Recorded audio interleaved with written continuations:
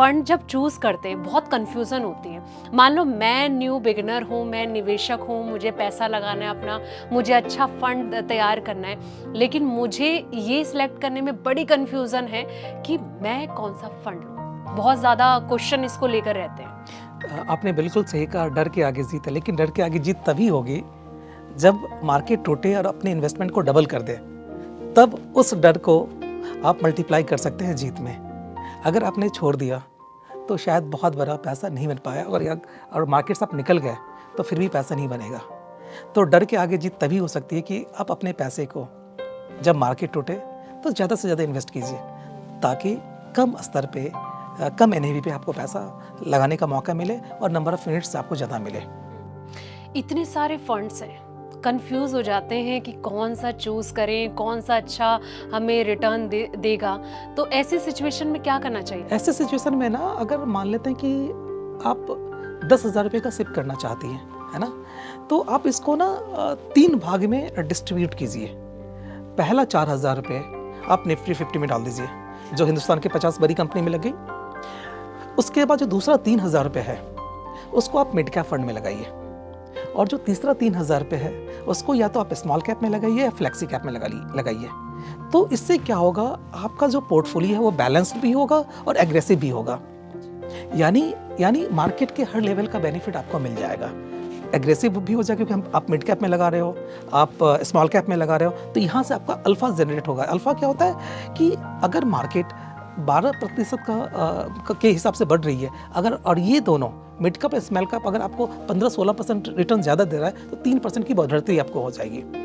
तो आप पहली बार मार्केट में निवेश कर रहे हैं तो आप इस फार्मूला को लगा सकते हैं। फॉर्मूला तो आपने बता दिया, इतने सारे फॉर्मूलाज हमारे दर्शक देख रहे हैं, लेकिन ये होता है ना कि भाई आज की डेट में कोई एक पर्टिकुलर एक चीज़ पे ही पैसा लगाएगा। मुझे अपनी जेब से पैसा निकालना है तो पहले मैं सोचूंगी कि मुझे इस चीज़ में लगाना है, लेकिन इतनी सारी चीज़ें हैं तो ये क्या मतलब डर वाला माहौल नहीं होगा कि इतनी सारी चीज़ों में मैं पैसा क्यों लगाऊं? एक ट्रस्ट वाली चीज़ बड़ी चीज़ होती है। डर बिल्कुल भी नहीं है मार्केट में। अगर आप डिसिप्लिन इन्वेस्टर हो ना, तो बिल्कुल भी डरने की ज़रूरत नहीं है। मार्केट 1978 में स्टार्ट हुआ था 100 पॉइंट से, आज भी हम 75,000 80,000 के आसपास पहुंच चुके हैं, है ना। तो ये 100 पॉइंट से 80,000 का जो जर्नी है कभी भी स्ट्रेट नहीं रहा है। फ्लक्चुएशंस है मार्केट में। अगर फ्लक्चुएशंस नहीं होगा मार्केट में ना, तो आपको पैसे कमाने का मौका भी नहीं मिलेगा। आज एफडी में क्यों नहीं कमा पाते? क्योंकि उसमें कोई फ्लक्चुएशंस नहीं है। वो स्ट्रेट लाइन कि आज आपने इतना इन्वेस्ट कर लिया, 8 साल बाद पैसे इतने मिल जाएंगे, 10 साल के बाद आपको इतने पैसे मिल जाएंगे।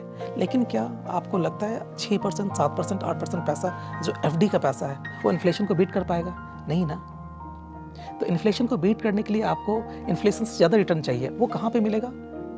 तो इस इक्विटीज़ मार्केट मिलेगा। डर तब है जब आप 1 साल के लिए इन्वेस्ट कर रहे हो, 2 साल के लिए इन्वेस्ट कर रहे हो। अगर आपका नज़रिया 5 साल का है तो बिल्कुल भी डरने की ज़रूरत नहीं है। आप कोई भी 5 साल उठा के देख लीजिए, आपको 10 से 12% का रिटर्न आएगा ही आएगा। अच्छा, मतलब ये फिक्स है कि 10 से 12 तो उन्हें मिलेंगे ही मिलेंगे अगर आपका 5 साल का इन्वेस्टमेंट पीरियड है तो। अच्छा, जैसे कि अभी हम देख रहे हैं एक न्यूज़ जो पूरे सोशल मीडिया पे बिल्कुल हिली पड़ी है, बिल्कुल तहलका मचा रही है। ट्रंप ने टैरिफ लगा दिया, मार्केट हिला पड़ा है, चाहे वो शेयर मार्केट की बात करें या फिर या यूएस की बात करें। तो इस सिचुएशन में इन्वेस्टर कितने ज़्यादा ये इनके लिए संभल पाना, ट्रस्ट बना पाना कितना? ऐसी जियो पॉलिटिकल इशू ना होती रहती है। ये अपने कंट्रोल में नहीं है। क्या कोविड अपने कंट्रोल में था? नहीं था। 2008 में जो सब प्राइम हुआ था अपने कंट्रोल में था? नहीं था। 2000 में मार्केट टूटी थी Y2 के कारण, अपने कंट्रोल में था? नहीं था। लेकिन जितनी भी आप आज से देख लो, आज आप लास्ट 50 इयर्स का हिस्ट्री देख लो, ऐसे मार्केट टूटती रहती है और मार्केट टूटेगी ही। तो इसमें डरने की कोई ज़रूरत नहीं है। अगर ये जियो पॉलिटिकल है, धीरे धीरे स्टेबलाइज हो जाएगा। हो सकता है कि 2 महीने, 3 महीने, 6 महीने आपको अपने इन्वेस्टमेंट में रिटर्न नज़र नहीं आए, लेकिन लॉन्ग टर्म में कोई प्रॉब्लम नहीं है। लॉन्ग टर्म में आपको रिटर्न मिलेगा ही मिलेगा। मैंने ये देखा है कि आप सिप को लेके जोर देते हो और उसके साथ साथ लॉन्ग टर्म को लेके ज़्यादा जोर देते हो, जबकि कई इन्वेस्टर तो स्मॉल कैप में लगा के पैसा एकदम डबल कर रहे हैं। डबल भी कर रहे हैं और नुकसान भी लेके जा रहे हैं स्मॉल कैप में।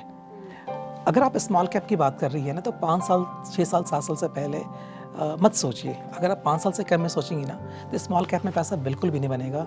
जो पैसा आपने निवेश किया है शायद उसका 30 40 50 60% रह जाएगा। तो इसीलिए स्मॉल कैप रिटर्न के हिसाब से बहुत बढ़िया है, लेकिन रिस्क भी उसमें ज़्यादा है। अगर आप रिस्क ले सकते हैं तो आप ज़रूर इन्वेस्ट कीजिए। नॉलेज पे भी डिपेंड होती है ये चीज़ें। जी बिल्कुल होती है, बिल्कुल होती है। अगर आप देखें तो नॉलेज तो चाहिए ही आपको। अगर आपके पास नॉलेज है तो आप म्यूचुअल फंड्स में नहीं, आप डेट इक्विटीज़ में भी डाल सकते हैं पैसा, ऐसा नहीं है। बट मुझे लगता है नॉलेज के साथ साथ ना आपको मार्केट में टिके रहना ज़्यादा ज़रूरी है। अगर आप मार्केट में इन्वेस्टेड नहीं हैं तो पैसा नहीं बनेगा आपका। आप मार्केट अपने फंड मैनेजर से सलाह करके आप इन्वेस्ट करके छोड़ दीजिए, पैसा बनेगा ही बनेगा मार्केट में आपका। जैसे कि कई लोग ना कंफ्यूज होते हैं, इक्विटी मार्केट में पैसा लगाएं या फिर कोई फंड खरीद लें म्यूचुअल फंड में, तो इसमें ऐसे सिचुएशन में क्या सही है आपके हिसाब से? सी क्या अगर आपको इस मार्केट का तजुर्बा है, नॉलेज है, एक्सपर्टीज है, तो आप डायरेक्ट इक्विटीज़ में इन्वेस्ट कीजिए, करना भी चाहिए। लेकिन आपको लगता है कि आप नौकरी कर रहे हैं, आपके पास में टाइम नहीं है, उतनी एक्सपर्टीज़ नहीं है, तो आप डायरेक्ट इक्विटीज़ में लॉस भी कर सकती है।